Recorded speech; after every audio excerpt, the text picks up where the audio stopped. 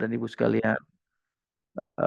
Yang pertama sekali terkait dengan jenis luka atau tipe-tipe luka nanti. Kemudian juga di sini akan kita berbicara tentang bagaimana proses penyembuhan luka, kemudian bagaimana hal-hal yang akan meningkatkan proses penyembuhan.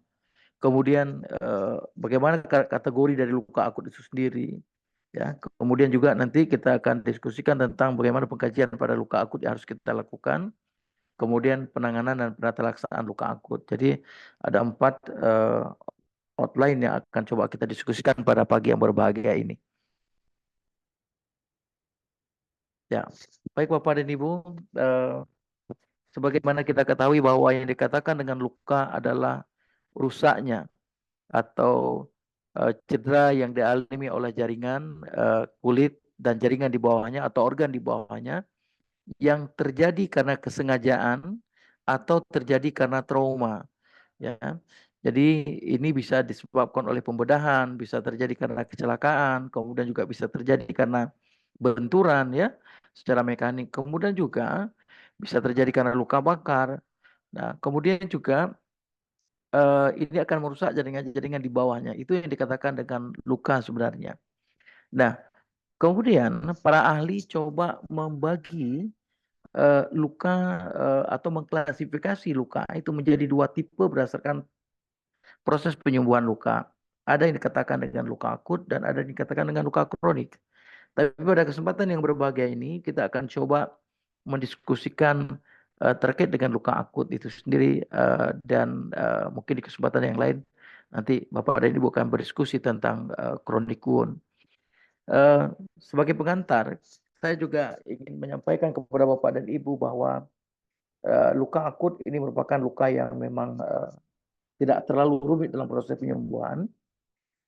Dan kita berusaha perawatan luka akut ini bisa maksimal, bisa optimal, sehingga proses penyembuhannya bisa dengan baik terjadi.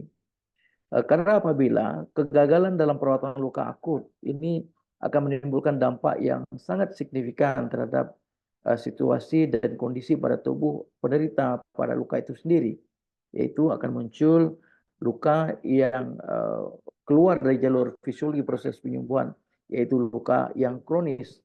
Nah, kalau kita tahu bahwa kalau berbicara tentang luka kronis, ini juga akan menimbulkan beban biaya yang besar karena lamanya perawatan, bahkan ini akan mengancam jiwa dan bahkan juga bisa menimbulkan kecacatan pada orang yang menderita luka kronis tersebut. Jadi Bapak dan Ibu, luka akut adalah luka baru yang berkembang berdasarkan tahapan penyembuhan luka. Jadi luka akut ini berjalan sesuai dengan tahapan proses penyembuhan luka. Nanti kita akan coba diskusikan bagaimana tahapan proses penyembuhan luka itu sendiri. Kemudian luka akut ini biasanya terjadi seperti saya katakan tadi, memang disengaja karena proses operasi. Jadi ada tindakan yang dilakukan oleh para dokter, terutama dokter bedah, untuk melakukan terapi atau tindakan-tindakan sehingga melukai jaringan kulit atau organ di bawah kulit. Kemudian juga bisa terjadi dengan trauma atau melalui trauma yang tidak disengaja karena kecelakaan tadi saya katakan, karena benturan, ya, karena luka bakar. Dan sebagaimana kita ketahui tadi, kalau yang dikatakan dengan luka akut, itu harusnya menjadi catatan bagi kita, dia akan sembuh tepat waktu dan teratur proses penyembuhannya. Nah, jadi tidak akan mengulur-ngulur waktu karena dia berada pada proses yang normal dari tahapan proses penyembuhan dari proses penyembuhan. Kemudian jenis luka akut ini adalah luka pembedahan, kemudian luka bakar, luka trauma, intinya luka-luka yang memang masih berada pada tahapan fisiologi proses penyembuhan luka. Bahkan Bapak dan Ibu, luka debri demam sekalipun, luka kronis yang dilakukan debri demam sekalipun, dia dianggap luka kronis ya. Di tahapan awal proses debri demam itu dikatakan luka akut. Ya. Misalnya ada luka diabetic ulcer yang dilakukan pembedahan atau dilakukan debri demam, atau boleh dikatakan misalnya dikatakan surgical debridement.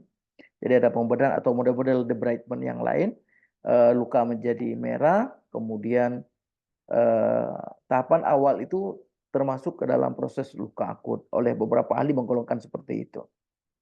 Nah, sebagaimana yang kita lihat pada gambar ini, luka akut, jenis dari luka akut ada luka trauma yang paling atas ini sampai kelihatan tendon ya, kemudian otot. Nah, kemudian juga luka pasca operasi, ada luka pembedahan, kemudian ada luka bakar, ya, luka bakar, kemudian juga luka di sini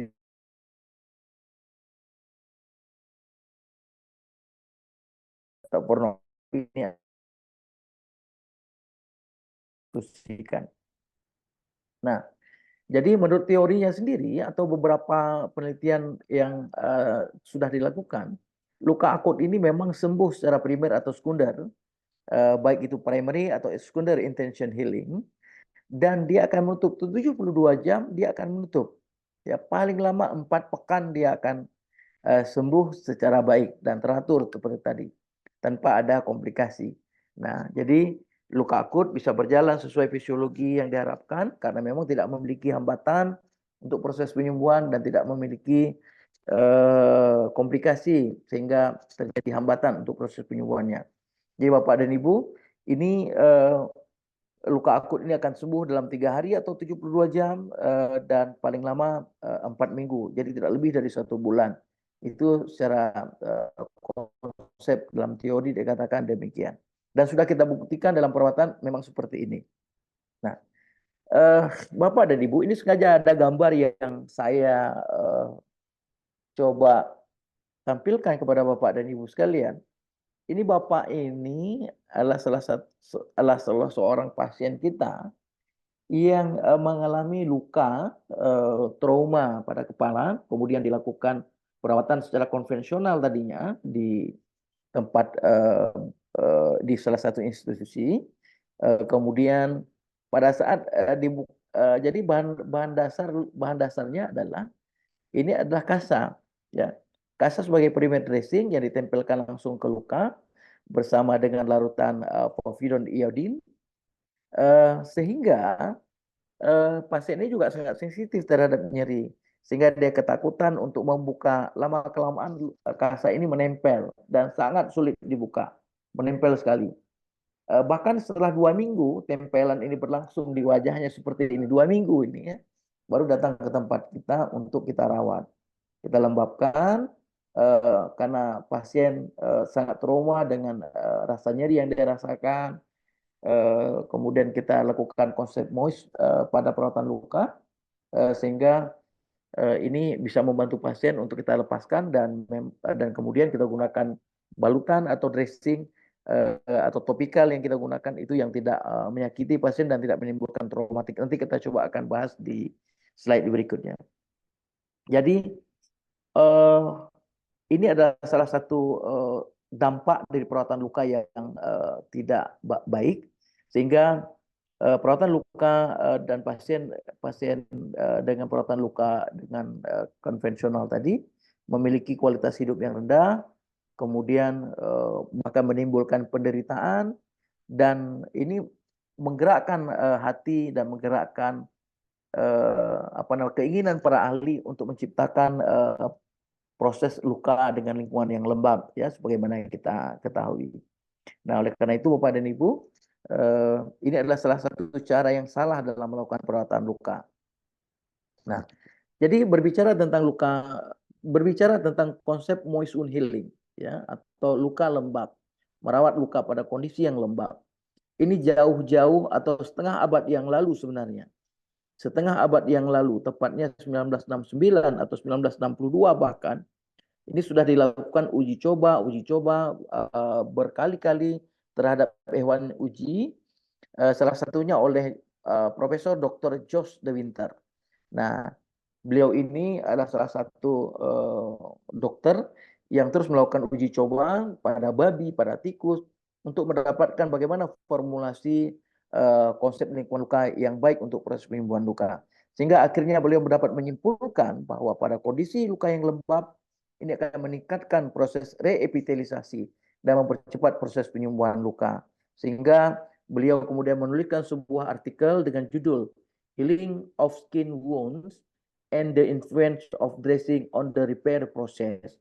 Dan artikel ini dimuat di jurnal internasional yaitu Nature Journal pada tahun 1971 dan direview oleh pakar-pakar, sehingga inilah menjadi dasar dalam kita merawat luka lembab.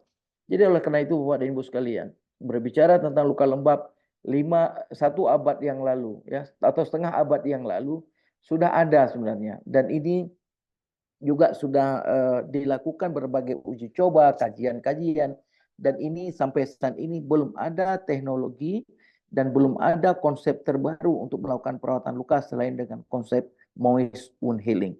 Jadi Bapak dan Ibu, apapun jenis lukanya ya, apapun model perawatan yang kita lakukan, tapi konsep moist ini menjadi konsep yang paling utama dalam melakukan perawatan luka, apalagi luka akut supaya tidak menjadi luka kronis ya. Nah, ini dia Profesor Dr. Josh De Winter ya. Jadi ini pakar atau the father of moist wound healing. Jadi beliau itu dinamakan sebagai bapak yang mempopulerkan kelembaban pada luka ya, the father of moist wound healing. Nah, jadi sudah ada dari tahun 1962 dari hasil penelitian beliau. Nah, kita coba lihat sebenarnya apa sih keuntungan di dalam perawatan luka lembab ini? Apa keuntungan? Atau apa yang menjadi sebuah hal yang menguntungkan bagi kita dalam perawatan luka lembab? Nah, yang pertama, hasil kajian atau riset yang dilakukan, perawatan luka yang lembab ini itu menurunkan angka infeksi. Ya, angka infeksi dari 7,2 itu turun menjadi 2,4. Jadi angka infeksi itu bisa diturunkan pada kondisi yang lembab. Ya, kondisi lembab, berbicara kondisi lembab ini adalah kondisi yang tidak terlalu banyak cairan dan tidak terlalu sedikit cairannya, lembab ya.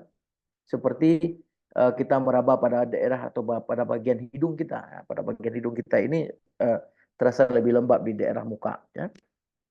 Nah, kemudian pada kondisi yang lembab, nah ini yang saya katakan tadi, contoh pasien yang kita perlihatkan di gambar tadi. Kalau selama ini ada perawatan konvensional menggunakan kasa sebagai primary dressing, dan itu bahkan menimbulkan trauma dan ketidaknyamanan bagi pasien dan bahkan berisiko pendarahan. Ya. Jadi penggunaan modern wound dressing pada konsep moist wound healing ini bisa juga menurunkan insiden trauma. Jadi mencegah trauma tidak terjadi perlukaan ya. Nah, sehingga kalaupun dilakukan pada luka-luka sunat tidak akan lengket. Jadi orang-orang yang disunat itu yang hal yang menakutkan setelah pemotongan adalah pergantian balutan sebenarnya. Karena lengket. Kita bayangkan di daerah penis kita ini banyak sekali saraf-saraf perifer yang memberikan impuls-impuls kalau tergantung stimulus ya. Nah, kalau stimulusnya tidak nyaman pasti akan menimbulkan reaksi nyeri yang lebih hebat. Oleh karena itu, gunakan modern wound dressing, ini akan lebih membantu, sangat membantu. Kemudian yang ketiga, pada kondisi yang lembab, ini akan meningkatkan autolytic debridement. Ya, autolytic debridement. Autolytic debridement, ini adalah kondisi tubuh yang akan memfasilitasi terjadinya autolisis. Ya, yang memfasilitasi akan terjadinya pencairan jaringan-jaringan yang tidak sehat, yang tidak layak oleh tubuh sendiri dengan bantuan enzim proteolitik dan fagositik endogen. Karena hal ini akan terjadi hanya pada kondisi yang lembab. Oleh karena itu Bapak dan Ibu, kalau tubuh kita tidak lembab atau kondisi luka tidak lembab, pasti akan kita temukan banyak sekali eskar atau jaringan kropeng di permukaan luka ya. Nah, ini salah satu bukti bahwa autolytic debridement itu akan bekerja pada saat dia lembab. Kemudian juga akan meningkatkan pelepasan growth factor, akan meningkatkan pelepasan bahan-bahan atau mediator untuk komunikasi sel yang dinamakan growth factor, seperti insulin growth factor, platelet growth factor, transforming growth factor, epidermal growth factor. Banyak sekali bahan-bahan mediator-mediator growth factor yang membantu untuk melakukan atau menunjang sintesis kolagen sehingga akan mempercepat terjadi penyambungan antar jaringan. Ya. Kemudian pada kondisi yang lembab ini juga akan meningkatkan pelepasan fibroblast yang nanti akan menjadi cikal bakal sintesis dari kolagen. Apabila kolagen sudah dilepaskan, jaringan-jaringan baru akan terbentuk dan tentunya pembuluh-pembuluh darah baru juga akan terjadi yang dikenal dengan angiogenesis.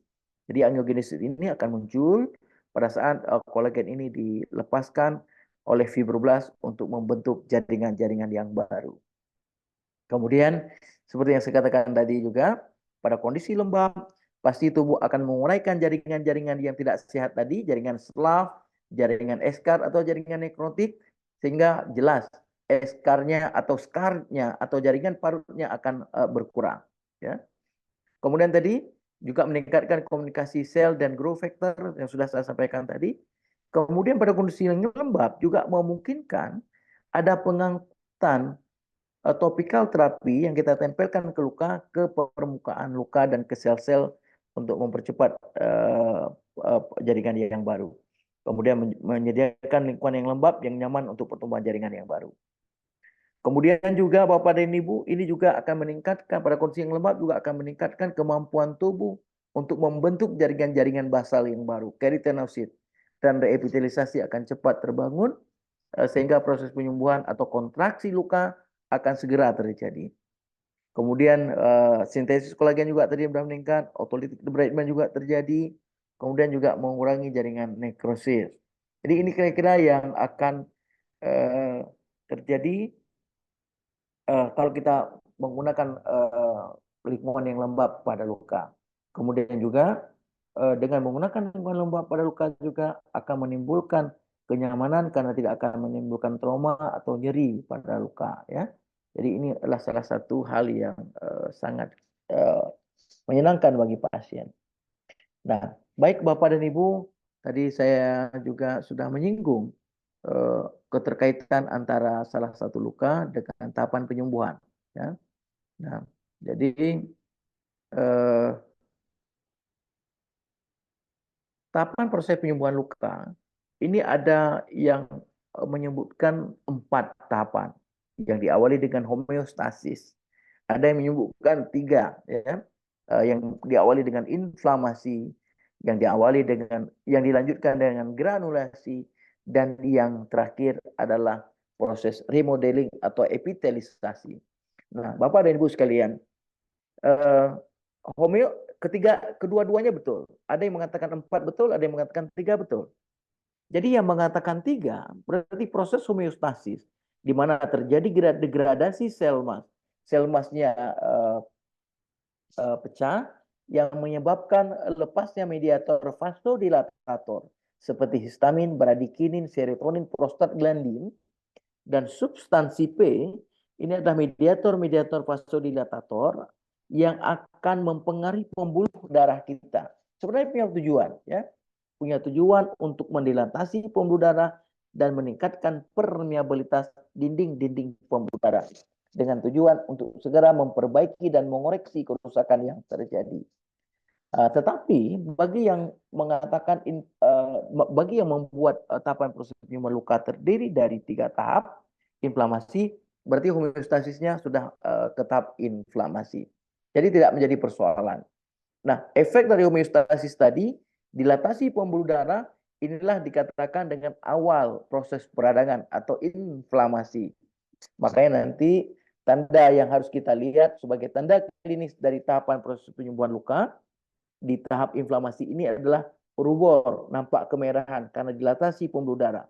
Kemudian kalor, terjadi pembentukan karena hipermetabolik sehingga terjadi peningkatan produksi panas, energi kalor dihasilkan sehingga panas dia. Kemudian dolor, nyeri. Nyeri ini timbul karena peningkatan permeabilitas kapiler sehingga terjadi kebocoran plasma, terjadi kebocoran zat-zat tertentu sehingga ini juga akan menekan ujung-ujung saraf. Dan ini juga diperkuat dan stimulasi ini semakin kentara lagi begitu karena ditangkap oleh sinyal-sinyal mediator kimia tadi seperti senyawa-senyawa kinin, serotonin, bradikinin, ya, itu yang akan mempercepat reaksinya sampai ke otak kita.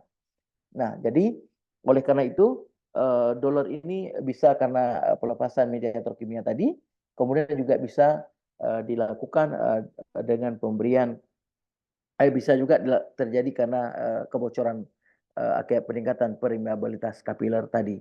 Nah, kemudian juga bisa terjadi tumor pembengkakan karena terjadi kebocoran-kebocoran plasma. Jadi ibaratnya banjir lah, ya, cairan yang harusnya tidak keluar atau sel-sel tertentu yang tadinya berada di intravaskuler ini menyeberang ke ekstravaskuler, keluar dari ekstravaskulernya atau menuju ke ekstrasel.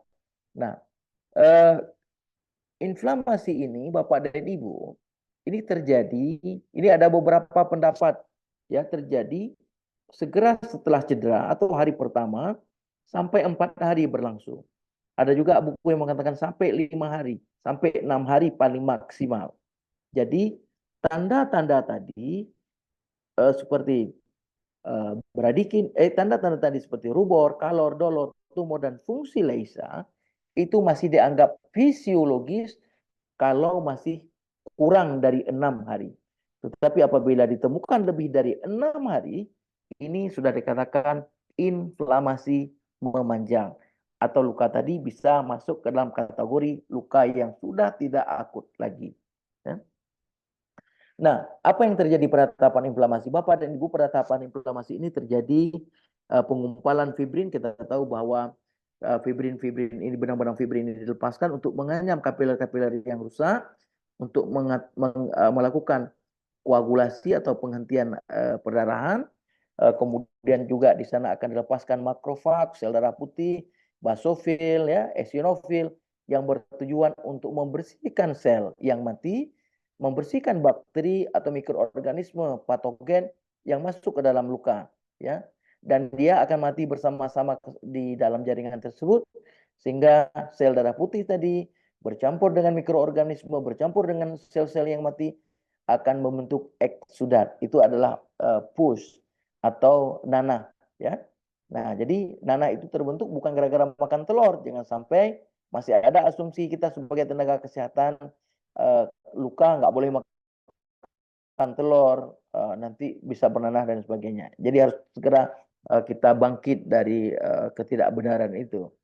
Kemudian di sini juga terjadi proses pelepasan dari zat-zat aktif seperti saya katakan tadi, ada eritrosit, trombosit, dan platelet, trombosit atau platelet atau leukosit yang juga akan aktif ke sana untuk bekerja menyelesaikan tugas dan fungsinya masing-masing. Nah, kemudian selepas 6 hari, nah ini dia maksimumnya 6 hari. Selepas 6 hari, ya, luka akan memasuki babak kedua yang dinamakan, atau tahap kedua yang dinamakan tahap proliferasi. Proliferasi atau tipe jaringannya namanya granulasi, atau tahapan ini juga ada yang menyebutkan adalah tahapan granulasi. Boleh juga dikatakan tahapan granulasi. Nah, jadi tahapan proliferasi ini itu sudah terjadi dari hari keempat sudah terjadi. Bahkan ada literatur yang mengatakan di hari ketiga sudah terjadi. Kalau kita lihat gambar dari grafik yang saya tayangkan di depan ini menunjukkan bahwa proses penyembuhan luka itu terjadi secara overlapping, ya, terjadi secara overlapping. Maknanya adalah luka itu tidak menunggu sembuh semuanya baru akan lanjut ke tahap berikutnya. Sembuh sedikit, ada perbaikan sedikit, luka akan lanjut ke tahap yang kedua dan seterusnya dan seterusnya. Nah, jadi ini dia overlapping. Nah, Bapak dan Ibu, seperti saya katakan tadi, apabila sudah melewati 6 hari tadi, itu inflamasinya berarti sudah inflamasi memanjang. Nah, Bapak dan Ibu yang saya hormati, di tahap yang kedua atau tahap proliferasi ini, di tahap proliferasi, luka atau sel-sel kita mulai melakukan penanaman bibit, ya, atau penanaman benih, yaitu dilepaskannya fibroblast, ya. Fibroblast. Fibroblast ini merupakan cikal bakal dari jaringan baru yang akan mensintesis kolagen, kemudian juga dia akan menstimulus terbentuknya matriks ekstraseluler baru ya untuk menganyam jaringan-jaringan luar, kemudian untuk membentuk pembuluh-pembuluh darah baru yang dinamakan dengan angiogenesis. Nah, proses ini berlangsung ada 3 tahapan juga. Kadang-kadang ada berhenti paling cepat 14 hari. Kadang-kadang berhenti paling cepat 21 hari. Paling lama tidak boleh lebih dari 24 hari prosesnya. Ya. Paling lama 24 hari sebenarnya. Ada juga literatur mengatakan sampai 24 hari. Nah, jadi tahapan proliferasi ini ibarat kalau kita berladang atau pergi ke sawah, ini tanam benih. Kalau tahap inflamasi tadi adalah tahap bersih-bersih. Kira-kira seperti itu. Ya. Nah, jadi akhir dari proses proliferasi atau granulasi ini adalah kita menemukan jaringannya berubah warna dari merah segar berubah menjadi merah muda atau dinamakan dengan epitelisasi. Jadi berakhirnya tanda sudah berakhirnya atau sudah mulainya tahap epitelisasi, tahap dari proliferasi berakhirnya tahap epitelisasi adalah ada perubahan warna di pinggir luka, yaitu berubah warna dari merah segar menjadi merah muda. Yang tadi saya katakan berlangsung selama 14 hari, 21 hari, dan paling lama 21 hari. 24 hari. Nah, selanjutnya di tahap ketiga atau tahap akhir. Proses akhir dari penyembuhan luka namanya remodeling. Atau di slide ini dikatakan epitelisasi. Nah, epitelisasi yang terjadi di sini adalah epitelisasi yang menjadi lanjutan dari proses epitelisasi yang sudah terjadi pada tahap akhir dari proses granulasi tadi, ya, yang merupakan awal dari proses penyembuhan. Nah, proses epitelisasi atau remodeling ini berlangsung setahun, 2 tahun, bahkan paling lama sampai 3 tahun. Ini kan terbukti banyak pasien yang misalnya pasca operasi 6 bulan pasca operasi dia masih merasakan ada nyeri, 1 tahun pasca operasi kadang-kadang masih merasakan nyeri atau merasakan ketidaknyamanan. Jadi menandakan bahwa luka di permukaan atau di superficial itu sudah sehat, tapi di tingkat seluler luka itu masih berproses. Paling cepat setahun, rata-rata 2 tahun, dan paling lama sampai 3 tahun. Ini sangat tergantung respon dan tadi kebutuhan nutrisi yang ada yang dikonsumsi oleh pasien. Jadi pada tahap remodeling akan terlihat sel epitel berproliferasi dan bermigrasi, dan ini yang kita katakan di proses tadi terjadi yang namanya kontraksi saling berhubungan untuk bertujuan untuk menutup jaringan-jaringan yang luka tadi ya. Kemudian dia berdiferensiasi menjadi myofibroblast yang saling berkontraksi pada luka sehingga lukanya menutup dan mengecil. Itulah tahapan dari proses penyembuhan luka. Sehingga Bapak dan Ibu, tadi kalau kita kembali ke definisi luka akut adalah luka yang sembuh sesuai dengan tahapan penyembuhan luka. Jadi luka akut akan mengawali akan menjalani proses penyembuhannya persis seperti yang kita lihat di gambar ini. Tidak akan melenceng. Jadi sebelum 6 hari inflamasi selesai, sebelum 24 hari granulasi atau epitelisasi sudah terjadi. Jadi tadi maksimal 4 minggu luka sudah menutup untuk luka akut ya. Walaupun di tingkat sel tadi masih diceritakan masih berproses. Nah, Bapak dan Ibu, ini kita lihat sebuah ilustrasi gambar secara visual bahwa ini ada luka trauma. Jari-jarinya tergiling dengan penggilingan tebu sehingga remuk dan putus. Kemudian kita coba rawat. Nah, kita rawat ini Bapak Ibu bisa lihat ini pertama datang ke tempat kita tanggal 26 bulan 1. Kemudian dia kembali 3 hari berikutnya itu 28 bulan 1. Kemudian dia rutin 3 hari, 4 hari sampai ini adalah foto terakhir tanggal 15 bulan 2. Nah, jadi ini kurang lebih berapa minggu nih? Kurang lebih sekitar 3 minggu ya. Sekitar 3 minggu dan ini masuk kategori tadi. Jadi luka akut akan sembuh selama 72 jam atau 3 hari bisa maksimum sampai 1 bulan ya.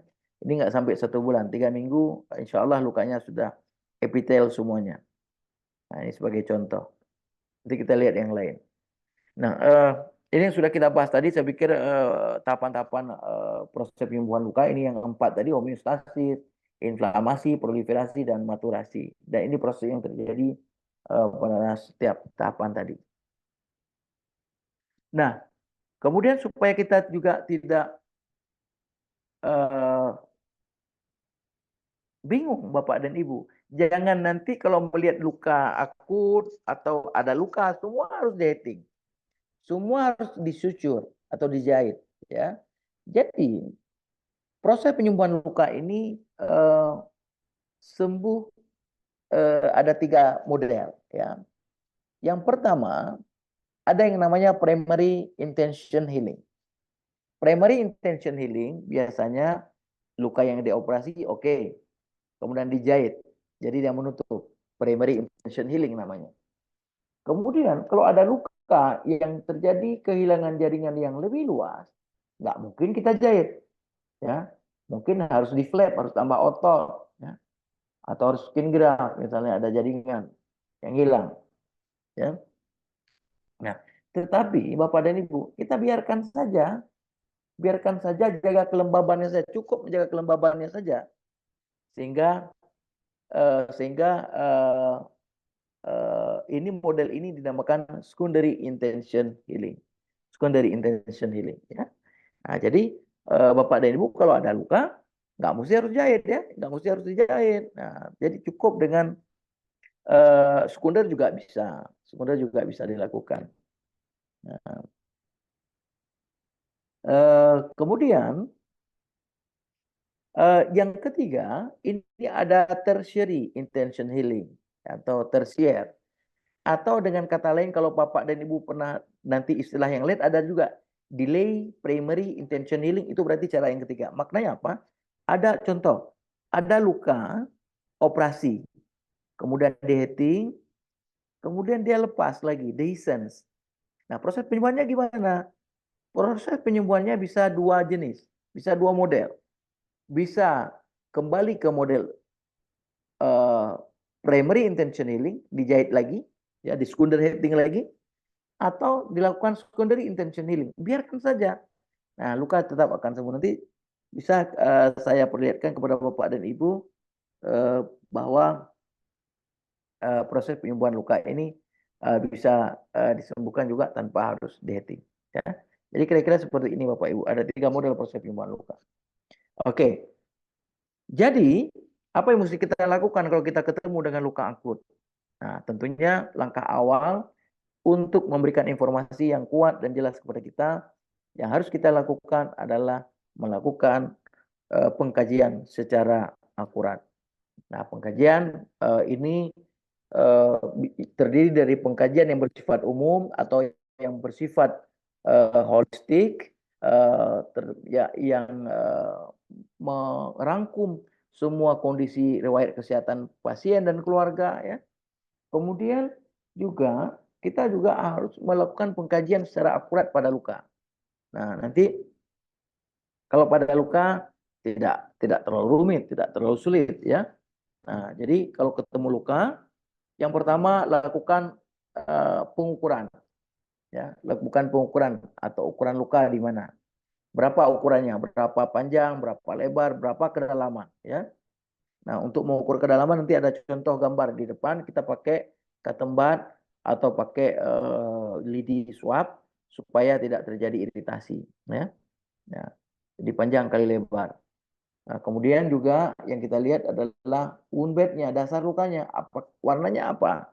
Berapa persen warna dasar luka merah, berapa persen warna luka kuning, berapa persen warna luka hitam.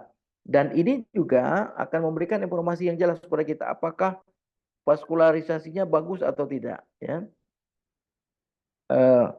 Dan ini juga akan memberikan informasi kepada kita untuk melakukan penanganan apa yang terbaik kepada pasien kita. Nah, kemudian kulit sekitar luka, surrounding skin. kulit sekitar luka. Nah, pada kulit sekitar luka, terutama kita melihat adakah perubahan warna pada kulit. Ada dua perubahan warna dasar pada kulit. Ada yang kita lihat hiperpigmentasi atau hiperemia, ya, perubahan warna pada daerah kulit. Atau juga terjadi anemia sebaliknya, ya. Jadi ini harus kita identifikasi. Kemudian kita juga bisa melihat apakah ada edema. Karena edema juga menjadi petunjuk kepada kita itu sebagai hal yang akan menyulitkan dalam proses penyembuhan luka. Jadi edema juga harus kita koreksi. Nah, kemudian Bapak Ibu, saya ingin mengingatkan kita semua bahwa ini yang sering kita abai, yang kita sering tidak lihat. Luka, kalau kita ingin merawat luka, jangan hanya melihat lukanya saja, ya. Jangan hanya melihat dasar luka, tetapi yang kita lihat adalah pinggir luka, wound edge, pinggir luka. Pinggir luka ini juga sangat menentukan. Normalnya pinggir luka itu harus menyatu dengan dasar luka. Nggak boleh dasar luka terlalu tinggi atau hipergranulasi biasanya. Atau sebaliknya, ada fibrotik pada jaringan pinggir lukanya sehingga nggak menyatu dengan dasar luka. Itu juga tidak boleh. Nah, kemudian Bapak dan Ibu, odor, bau, atau malodor, bau busuk, dan eksudat ini menjadi petunjuk adanya peningkatan infeksius atau ada peningkatan bakteri di daerah luka. Oleh karena itu, harus betul-betul kita pastikan bahwa odor dan eksudat ini harus tercatat dengan baik. Kemudian tanda-tanda infeksi juga harus kita kenali untuk melihat apakah ada kondisi-kondisi yang harus segera kita melakukan misalnya pemberian antimikrobial, kemudian juga pengambilan kultur untuk mendapatkan antibiotik misalnya. Kemudian lokasi luka jelas, ya, jadi lokasi luka. Karena ini menjadi penting, lokasi luka menjadi petunjuk bagi kita untuk mengetahui kira-kira apa penyebab luka itu terjadi dengan melihat kondisi.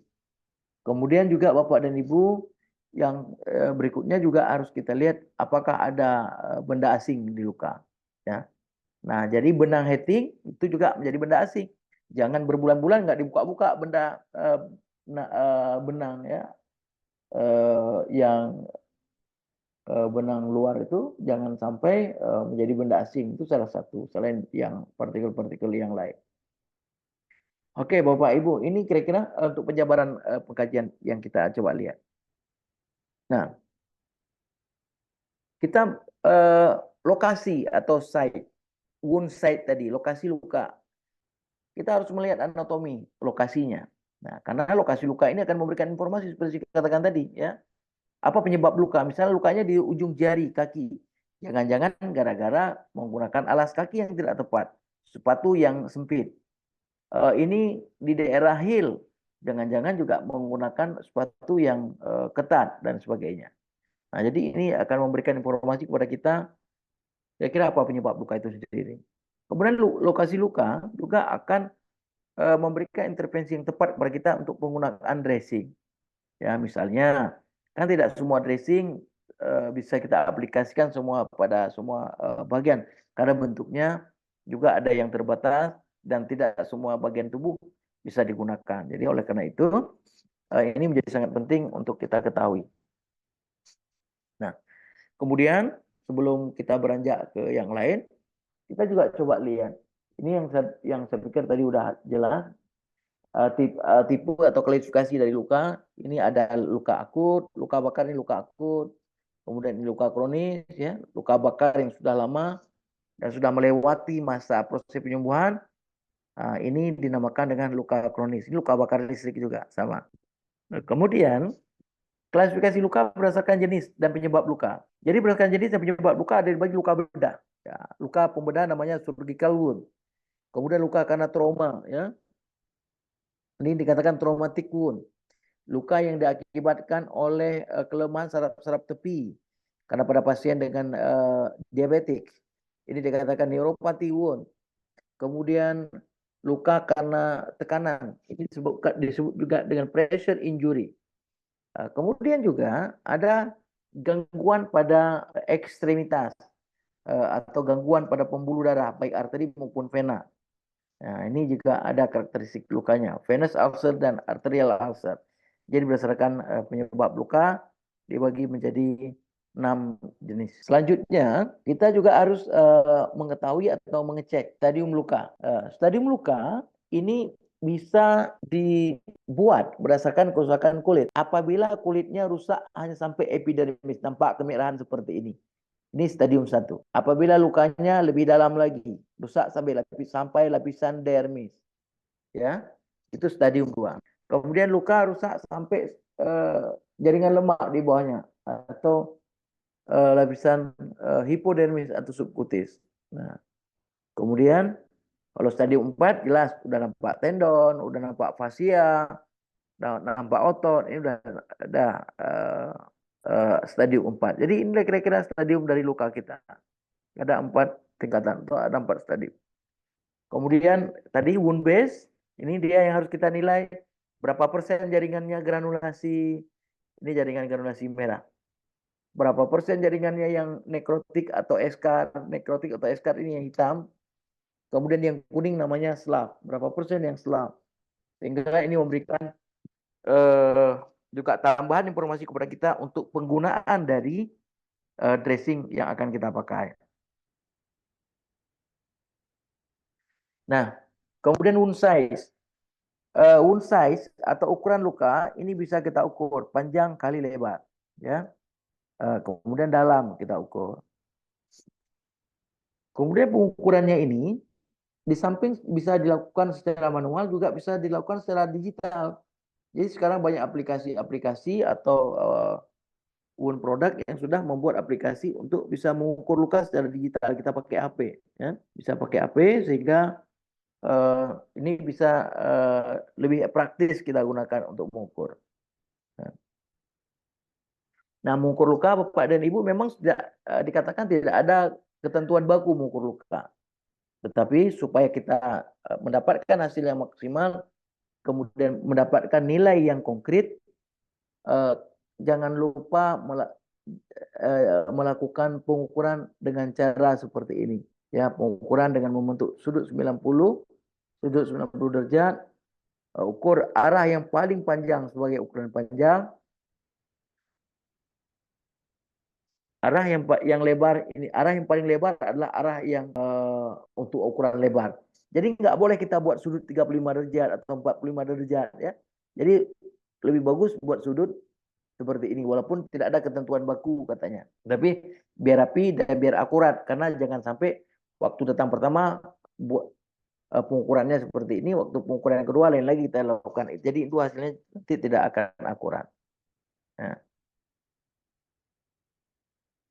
Nah, ini apabila yang berlubang. Nah, pakai ketembat atau pakai swab lidi swab ini, kemudian masukkan, baru kita ukur berapa kepanjangannya. Nah, atau mengkaji undermining, berapa kedalaman. Kedalamannya harus diukur. Oke. Kemudian Bapak Ibu, eksudat atau pus yang saya katakan tadi. Eksudat ini terbentuk dari sisa-sisa sel darah putih atau sel leukosit, makrofag yang ikut mati bersama jaringan mati dan mikroorganisme yang ada pada daerah luka. Ya. Nah, jadi yang perlu dinilai pada eksudat ini adalah warna, konsistensi, jumlahnya. Ini yang paling penting untuk dinilai. Ya, supaya kita nanti bisa memetakan konsistensi atau jumlahnya berapa banyak untuk mengidentifikasi jumlah dari eksudat itu sendiri. Kemudian pengkajian sama, ini jadi penilaian dari eksudat ini bisa dilakukan setiap kali melakukan pergantian balutan. Ya. Setiap kali pergantian balutan harus dikaji ulang. Ya, harus dikaji ulang. Nah, jadi Bapak dan Ibu, apabila balutannya kering seperti ini berarti tidak ada eksudat, no eksudat. Nah, kategorinya tidak ada eksudat. Kemudian apabila eksudatnya antara 20 sampai 25% dari balutan ini kategori eksudatnya sedikit. Ya. Kemudian kalau eksudatnya lebih dari 25, lebih dari 25 sampai kurang dari 70% atau kurang dari 50%, ini dikatakan sedang. Kemudian yang lebih dari 50% atau lebih dari 75%, ada juga mengatakan demikian, ini dikatakan kategorinya banyak ya. Jadi ini ada 4 kategori dari tahapan jadi jumlah eksudan. Nah, kalau tipenya, karena warna tadi kita bisa nilai. Tipenya secara garis besar ada 4 tipe. Sanguineus. Sanguineus itu darah segar.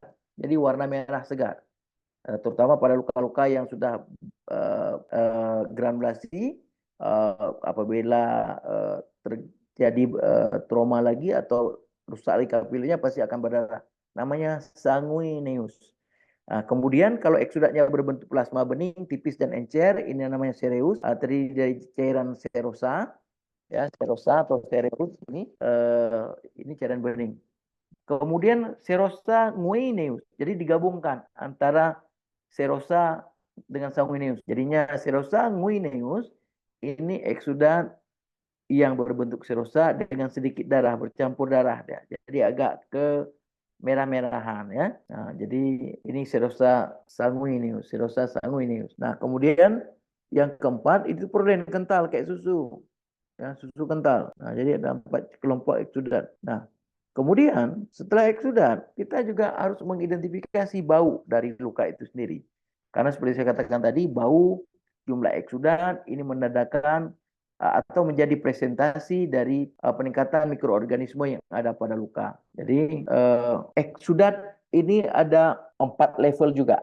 Ya, ada 4 level untuk menilai. Nah, yang pertama ini tidak ada bau, walaupun balutannya terbuka, kemudian kita sudah dekat, lukanya nggak ada bau, jadi no odor. Kemudian kita dekat dengan pasien, ya dekat dengan tempat tidur pasien. Kemudian luka juga tidak menggunakan pembalut atau luka juga terbuka, lukanya terbuka. Kemudian baru tercium, bau tercium jelas ya. Jadi waktu kita mendekat pada jarak 1 meter, dekat pada jarak 1 meter ke pasien, kemudian kita pada saat itu luka tidak tertutup, baru tercium bau, itu namanya slight atau ringan, sedikit bau ya.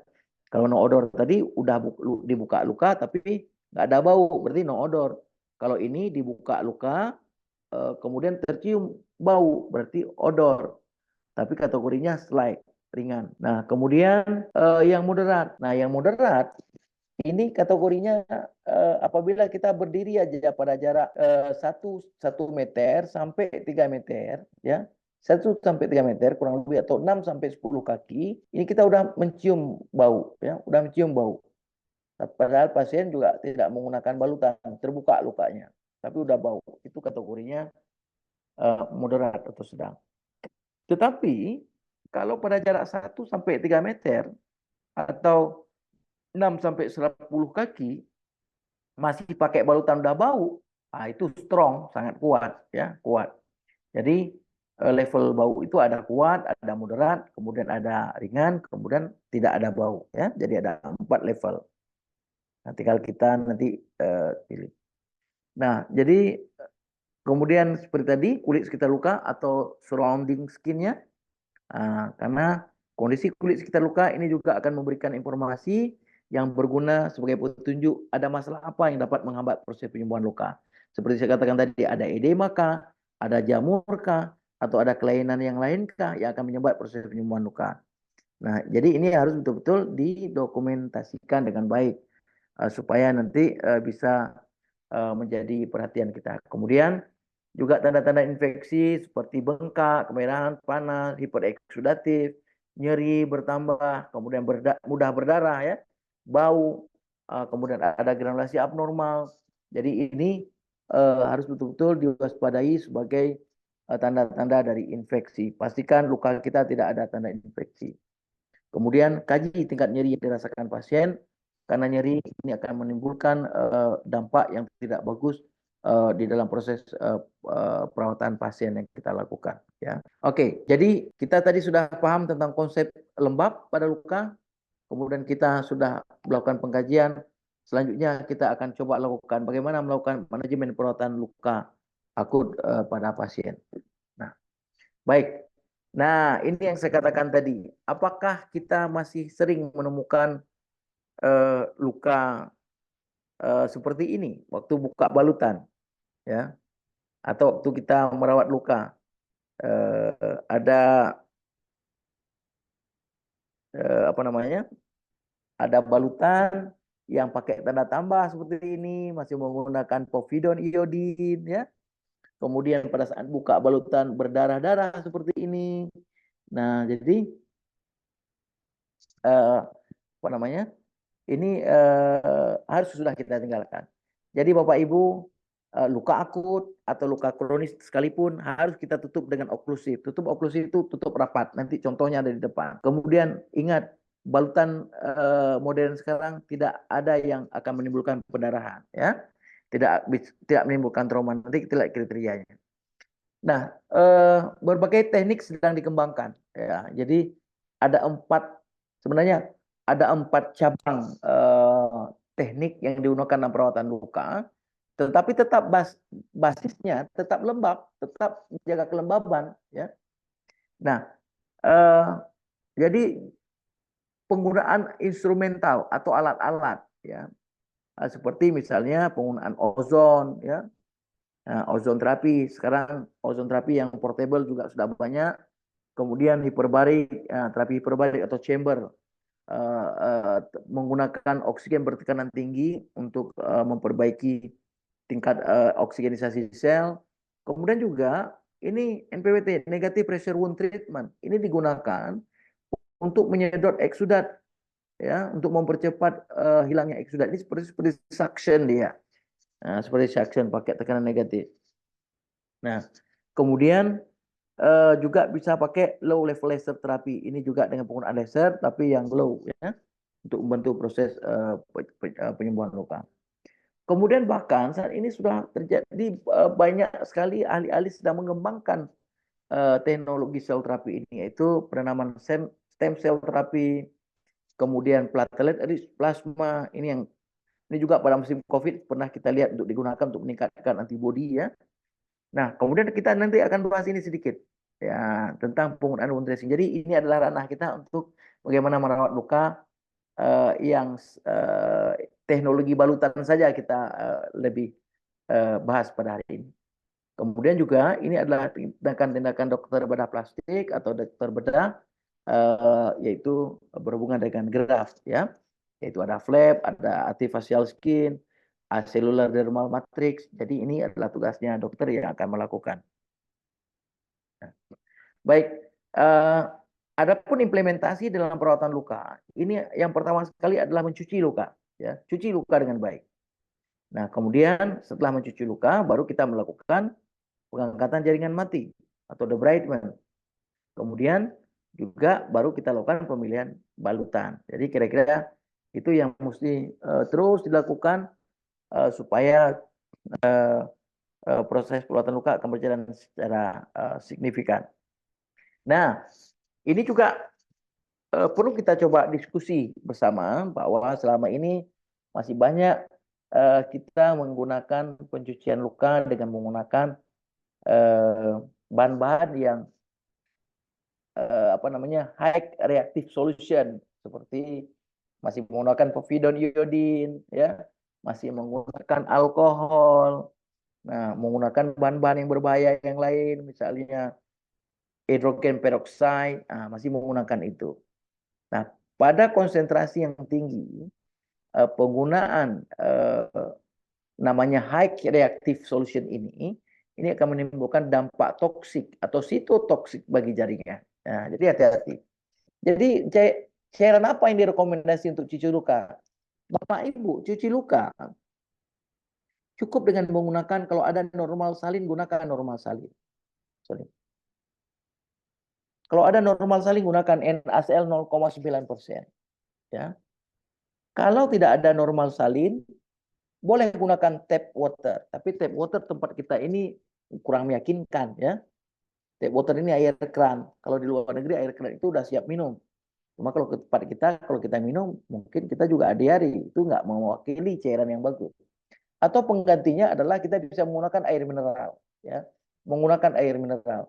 Karena setelah dilakukan uji coba penelitian bahwa normal salin, tap water atau air mineral ini tidak ada perubahan signifikan pada saat dibandingkan. Jadi sama-sama bisa membunuh kuman, tidak ada perbedaan signifikan akan menghilangkan kuman yang berlebihan. Bahkan kedua-duanya ini bisa digunakan untuk membuang mikroorganisme.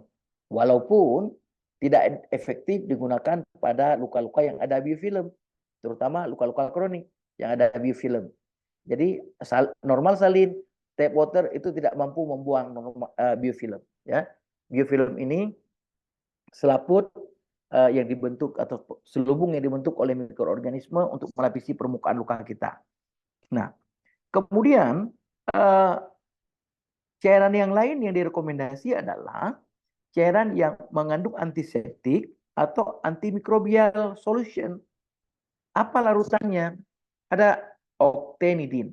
Jadi kalau Bapak dan Ibu nanti ada lihat di yang jualan cairan pencuci luka isinya octenidin, boleh digunakan. Atau polyhexyl methyl biguanide atau PHMB itu boleh digunakan. Ya. Kemudian atau hipochlorite acid itu boleh digunakan. Jadi ini adalah cairan yang memang sudah ditakar konsentrasinya sehingga tidak akan membuat jaringan mati dan tidak bersifat toksik bagi jaringan. Bahkan selain aman, efektif digunakan untuk mengangkat biofilm tadi, membuang biofilm. Jadi sebaliknya, kalau luka ada biofilm, cuci pakai antiseptik atau antimikrobial. Atau luka-luka infeksi, pakai antiseptik dan antimikrobial. Jadi nggak ada lagi yang menggunakan Rivanol, nggak ada lagi yang menggunakan cairan-cairan selain ini untuk mencuci luka Bapak dan Ibu sekalian. Nah, jadi beginilah model-model dressing kita gunakan. Luka tutup secara oklusif. Ya. Ini luka juga, luka trauma, luka kecelakaan, tutup secara oklusif. Ya.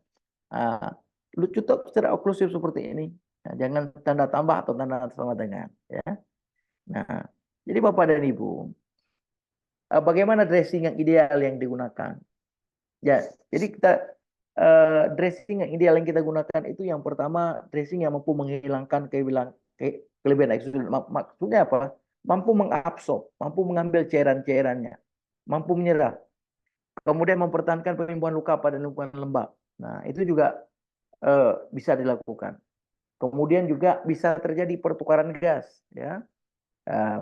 Kemudian menyediakan kemudian dia mampu mempertahankan kondisi suhu pada luka. Bapak dan Ibu, luka mesti kita tutup dengan baik. Karena kita tahu bahwa kulit sebagai pelindung, pada saat kulit tidak ada, berarti pelindung itu akan hilang, jadi luka itu harus kita tutup. Sekalian, penutupan luka ini juga bertujuan untuk mempertahankan suhu. Ya. Mempertahankan suhu pada daerah luka yang optimal, 37 derajat Celcius. Sehingga kalau luka pada suhu yang optimal tadi, itu akan memacu terjadinya pertumbuhan jaringan granulasi. Sebaliknya, luka yang mengalami penurunan suhu, ini granulasinya akan melambat. Kemudian memberikan penghalang terhadap kuman patogen. Dia mampu menghambat masuknya kuman ke dalam luka. Tidak atau bisa mencegah infeksi, ya. Kemudian dia tidak ada residu sehingga meninggalkan serat di dalam luka. Nah, kemudian tidak boleh sensitif atau tidak boleh reaktif. Kemudian melindungi dari trauma, nggak akan trauma dia, apalagi berdarah, ya. Kemudian memungkinkan penghapusan tanpa menimbulkan trauma tadi, tidak akan menimbulkan trauma pada jaringan. Kemudian mudah diterapkan, nyaman pada bagian tubuh digunakan, dan tidak mengganggu fungsi tubuh. Dan ini adalah jenis-jenis yang saya kasih nampak di slide tadi. Jadi ini hidrogel Bapak Ibu, ini hidrogel, kemudian ini hidrokoloid, ya. Ini transparan film, kemudian ini zinc cream atau metcopazin, obat yang bisa digunakan pada semua luka. Kemudian ini ada kalsium alginat, ada foam, kemudian ada antimikrobial itu silver, ya. dan ada hidrofobik yang bertujuan untuk membunuh dan mengurangi mikroorganisme pada luka. Jadi ini bisa digunakan untuk melakukan perawatan luka. Dan Bapak dan Ibu, penggunaan antimikrobial ini sebenarnya udah cukup. Jadi jangan ada luka sedikit kasih antibiotik, luka sedikit kasih antibiotik, luka sedikit boleh kasih antibiotik. Ya, jadi jangan memberikan antibiotik Bapak dan Ibu kalau tidak ada hasil kultur. Apalagi lukanya masih akut, tubuh nggak butuh antibiotik. Ya. Jangan gara-gara kita berikan antibiotik malah menjadi resistensi yang sangat luar biasa.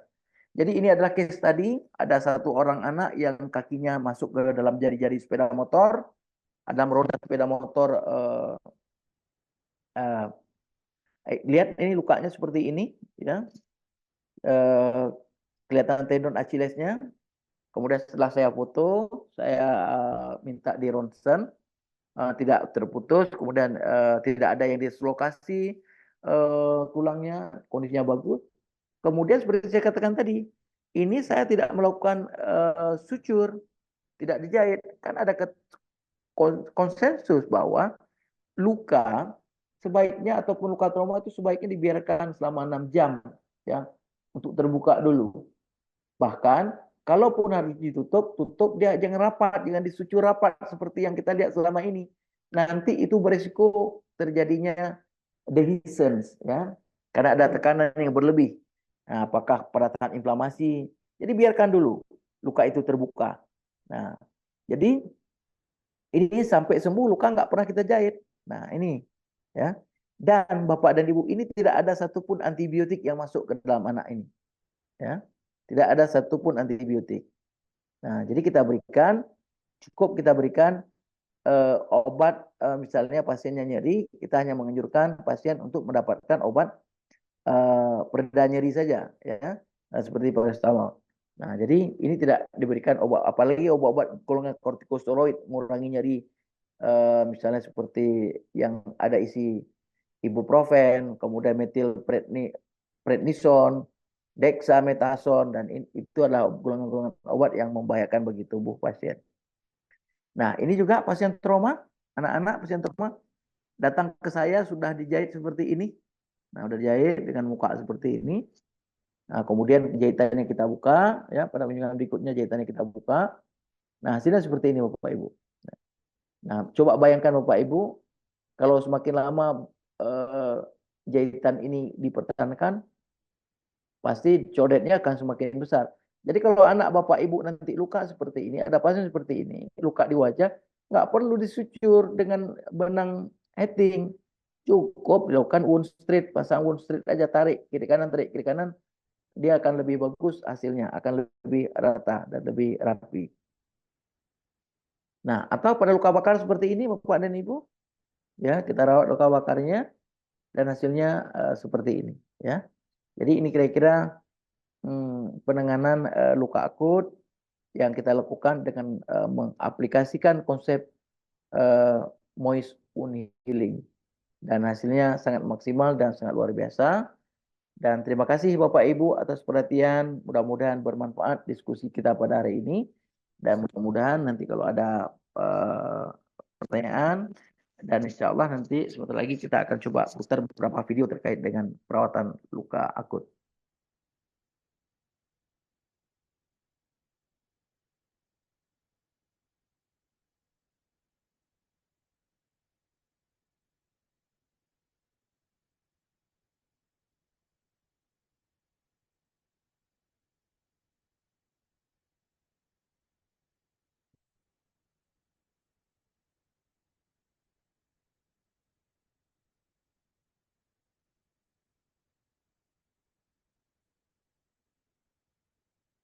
Ya, ini anak dengan luka bakar datang hari kedua ya setelah luka bakar, tapi belum dilakukan belum dilakukan penanganan di rumah sakit karena pasien tidak mau dilakukan surgical treatment. Jadi ini langsung kita lakukan perawatan di tempat praktek.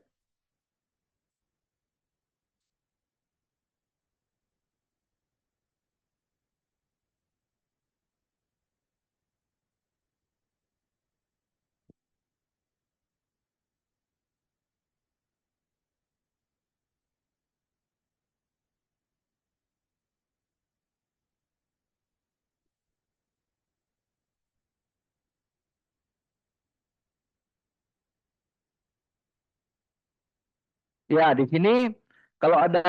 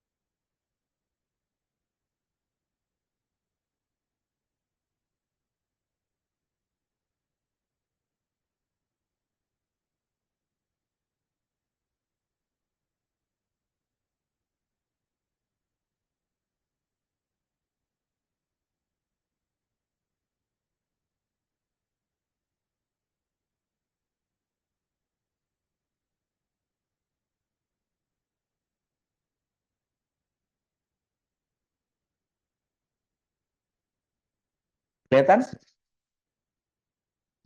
Terlihat, Nurse. Tapi suaranya memang tidak ada, Nurse. ya suaranya sebenarnya ada di sini, tapi nggak kedengaran di situ mungkin ya. Oh, baik, Nurse.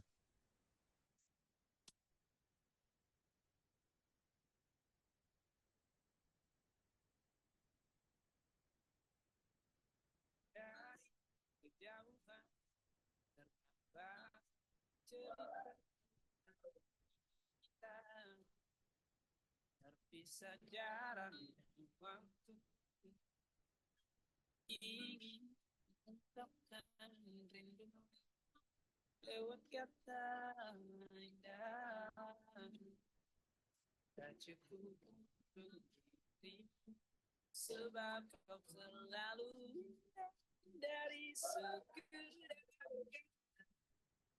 dunia berhenti sejenak menikmati indahmu.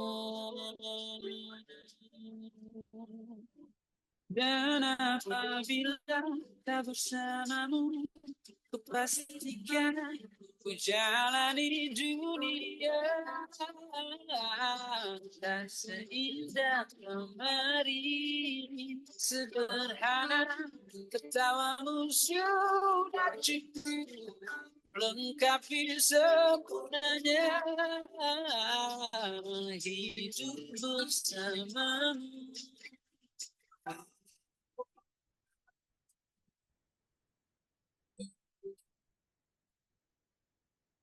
Jika hariku lalui tanpa hawamu, percuma senyumku dengan dia.